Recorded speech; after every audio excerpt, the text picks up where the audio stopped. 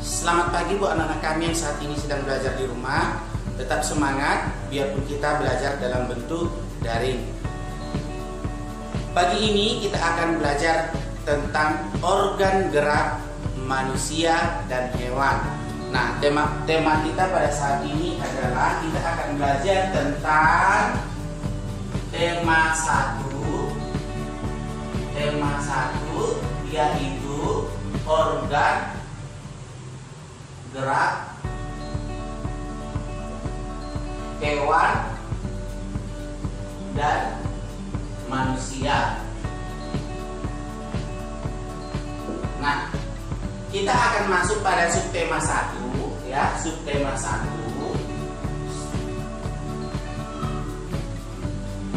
yaitu organ gerak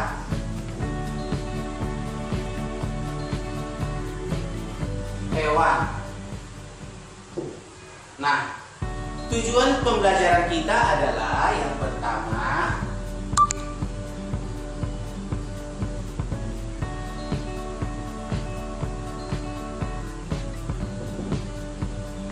dengan belajar organ gerak hewan, ya, tujuan pembelajaran kita adalah dengan belajar organ gerak hewan, siswa dapat menyebutkan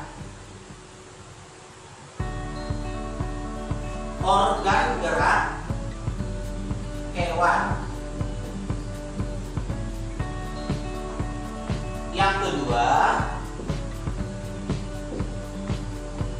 siswa dapat menyebutkan organ gerak manusia. Nah, anak-anak kami sedang belajar di rumah pada saat ini.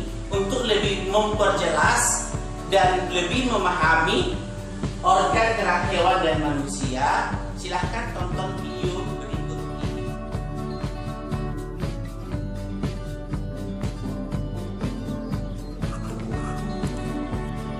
Apa yang sedang kamu lakukan, Nak? Aku memperhatikan kelinci-kelinci itu, Ayah.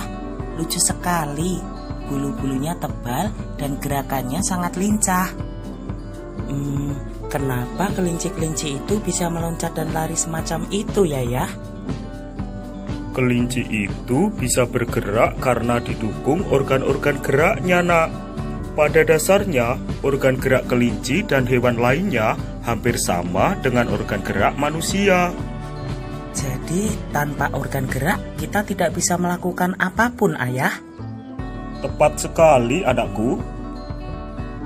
Wah, aku jadi ingin tahu lebih banyak tentang organ gerak hewan dan manusia, Ayah. Bagus sekali, Nak. Ayah punya buku cerita yang bisa kau baca dan kamu pelajari. Ayo masuk ke rumah, Nak. Ayah akan tunjukkan padamu. Sekarang, coba kamu baca buku di depanmu itu, anakku. Baiklah, Ayah. Organ gerak manusia dan hewan. Salah satu ciri dari makhluk hidup adalah bergerak. Secara umum, gerak dapat diartikan berpindah tempat atau perubahan posisi sebagian atau seluruh bagian dari tubuh. Makhluk hidup akan bergerak apabila ada rangsangan yang mengenai sebagian atau seluruh bagian tubuhnya. Gerak pada manusia dan hewan menggunakan organ gerak yang tersusun dalam sistem gerak. Organ gerak berguna untuk berjalan, berlari, melompat, meloncat, memegang, menggali, memanjat, berenang, dan sebagainya. Organ gerak pada hewan dan manusia memiliki kesamaan. Alat-alat gerak yang digunakan pada manusia dan hewan ada dua macam, yaitu alat gerak pasif berupa tulang dan alat gerak aktif berupa otot. Kedua alat gerak ini akan bekerja sama dalam melakukan pergerakan. Kerjasama antara kedua alat gerak tersebut membentuk suatu sistem yang disebut sistem gerak. Tulang disebut alat gerak pasif karena tulang tidak dapat bergerak dengan sendirinya. Tanpa adanya alat gerak aktif yang mempengaruhi tulang, maka tulang-tulang pada manusia dan hewan akan diam dan tidak dapat membentuk alat pergerakan yang sesungguhnya. Walaupun merupakan alat gerak pasif, akan tetapi tulang mempunyai peranan yang besar dalam sistem gerak manusia dan hewan. Otot disebut alat gerak aktif karena otot memiliki suatu senyawa kimia yang membuatnya dapat bergerak. Pada saat otot yang menempel pada tulang bergerak, otot tersebut akan membuat tulang bergerak. Aku telah selesai membacanya, Ayah. Apakah kamu tahu, anakku, ada berapa paragraf dalam bacaan tersebut? Bacaan berjudul organ gerak manusia dan hewan terdiri atas 5 paragraf, Ayah. Tepat sekali. Masing-masing paragraf dari bacaan tersebut tersusun dari ide atau gagasan pokok ditambah dengan kalimat-kalimat pengembang. Apa yang dimaksud ide pokok dan kalimat pengembang itu, Ayah? Ide pokok adalah gagasan yang menjadi dasar sebuah paragraf. Ide pokok disajikan ke dalam bentuk kalimat utama. Kalimat utama yang memuat ide pokok ini bisa berada di awal paragraf, di tengah paragraf, atau di akhir paragraf. Coba kamu perhatikan paragraf pertama dari bacaan tersebut. Ide pokok dari paragraf pertama adalah salah satu ciri dari makhluk hidup adalah bergerak. Sedangkan kalimat pengembangnya adalah secara umum, gerak dapat diartikan berpindah tempat atau perubahan posisi sebagian atau seluruh bagian dari tubuh makhluk hidup. Aku masih belum paham, Ayah, bagaimana cara menentukan ide pokok dalam sebuah bacaan. Untuk menentukan ide pokok dari bacaan, yang pertama kamu lakukan adalah membaca kalimat dalam paragraf satu demi satu. Lalu, kamu bisa menentukan inti paragraf tersebut. Inti paragraf itulah yang disebut ide pokok atau pikiran utama. Aha, aku sudah mulai mengerti, Ayah. Kalau kamu sudah paham, sekarang cobalah untuk mencari ide pokok dari setiap paragraf bacaan tersebut. Baiklah, Ayah. Ide pokok paragraf kedua adalah gerak pada manusia dan hewan menggunakan organ gerak yang tersusun dalam sistem gerak. Ide pokok paragraf ketiga adalah organ gerak manusia dan hewan memiliki kesamaan, yakni tulang dan otot. Ide pokok paragraf keempat adalah tulang merupakan alat gerak pasif. Sedangkan ide pokok paragraf kelima adalah otot merupakan alat gerak aktif. Bagaimana dengan jawaban saya tadi, Ayah? Luar biasa, kamu telah menjawabnya dengan tepat, anakku. Terima kasih, Ayah. Sekarang aku tahu, ide pokok adalah ide atau gagasan yang menjadi dasar atau pokok pengembangan sebuah paragraf.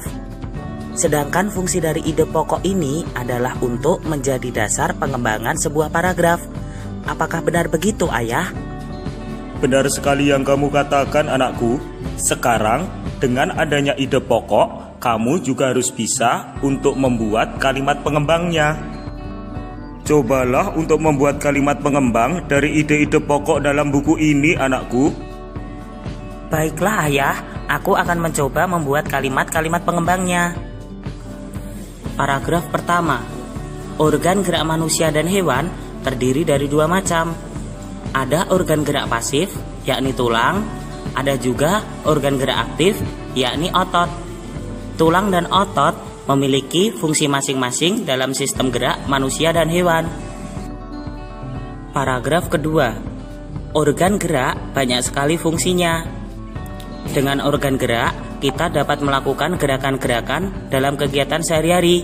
Misalnya berjalan, berlari, memanjat, berenang, dan lain-lain. Paragraf ketiga.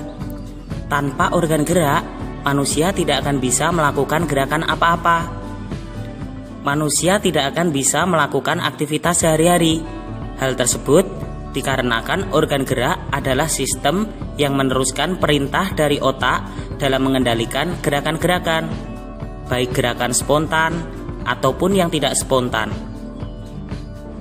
Bagaimana kalimat-kalimat pengembang yang sudah saya buat, Ayah? Tepat sekali, anakku. Sekarang kamu sudah bisa menentukan ide pokok dan juga membuat kalimat-kalimat pengembang berdasarkan ide pokok tersebut. Terima kasih Ayah, banyak sekali pengetahuan yang saya dapat hari ini.